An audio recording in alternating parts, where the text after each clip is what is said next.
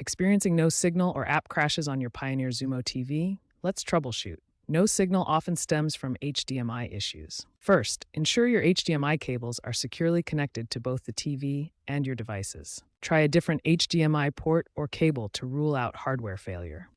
App crashes frequently result from software glitches or memory overload. Begin by force closing the problematic app.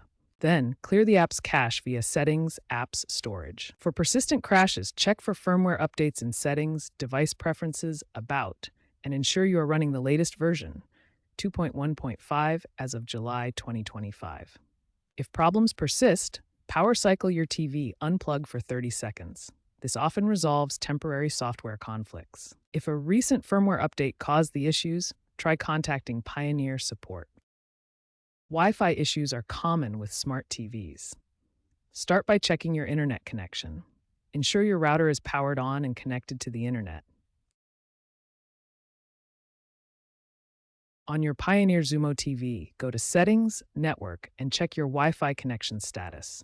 If disconnected, reconnect to your network, ensuring you enter the correct password. For weak signals, try moving your router closer to the TV or eliminating potential interference from other 2.4 GHz devices. Consider switching to a 5 GHz network if your router supports it.